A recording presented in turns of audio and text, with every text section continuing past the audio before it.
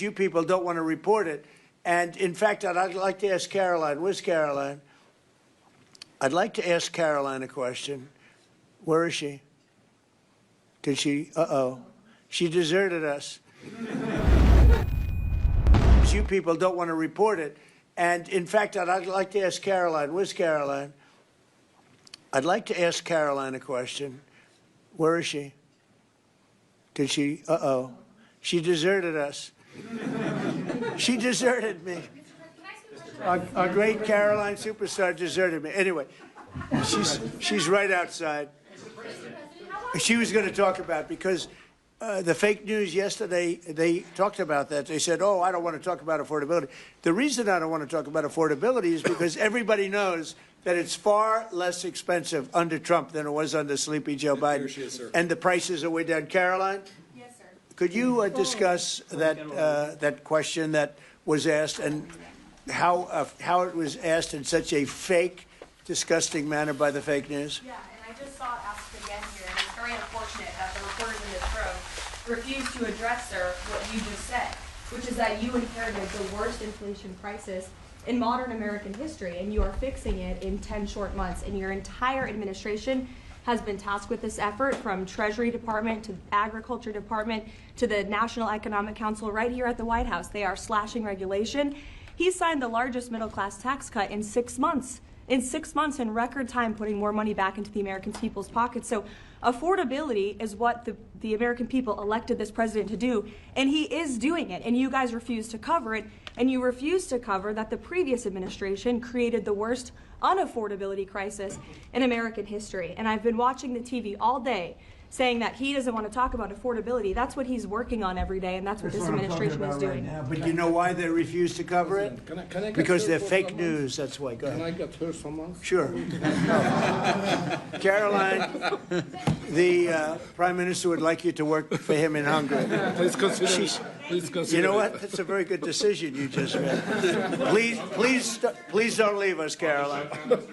Yeah, please. You spoke to Republican senators. They do not seem interested right now in getting rid of the filibuster. That's too bad. They're making a big mistake. That's right. No, but they're coming my way.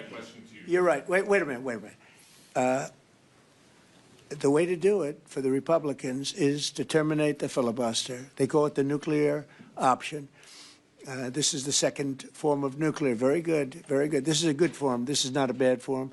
I would have been in favor of that a long time ago. But you know the Democrats are going to do that. And most of you will admit the Democrats are going to do that. So why aren't we doing it?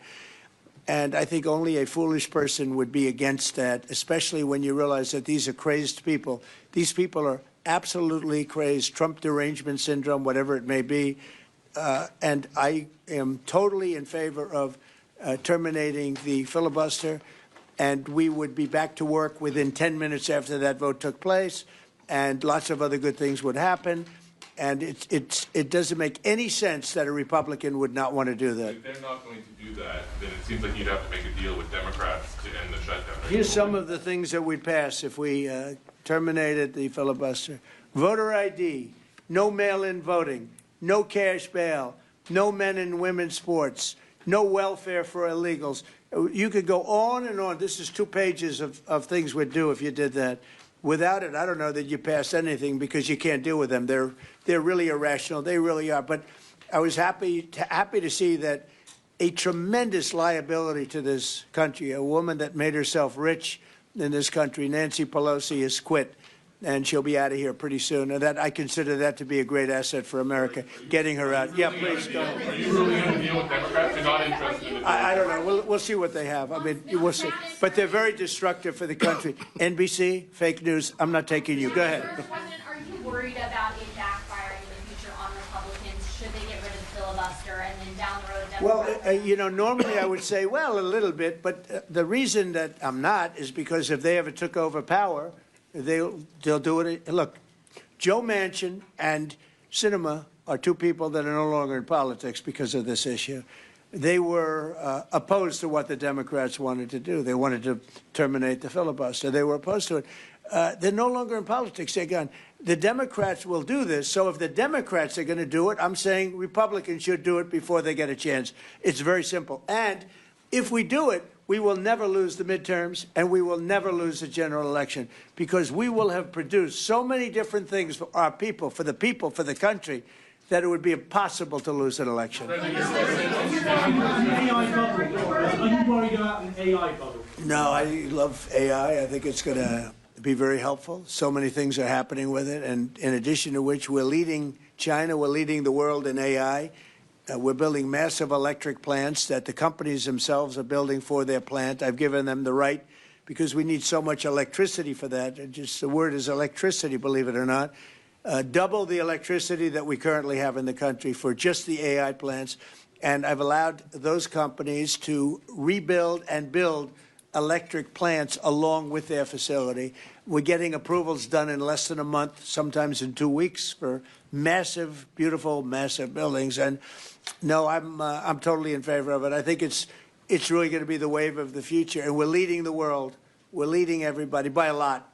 How long do you think the shutdown will last? Mr. Orban, President, how long do you think the shutdown will last? I don't know. It's up to the Democrats. We voted, the Republicans have voted 14 times to open up the country, and the Democrats have voted 14 times to hurt the country, really. They should approve it, but they might not. That's why I like the fact that we terminate the filibuster. If we terminate the filibuster, the country will be open within 10 minutes after that termination, because we'll take a second vote, which is the opening of the country, and the Republicans will vote to open the country. That's one of the reasons, not the major reason, by the way. I think it's less important than the other things that we get.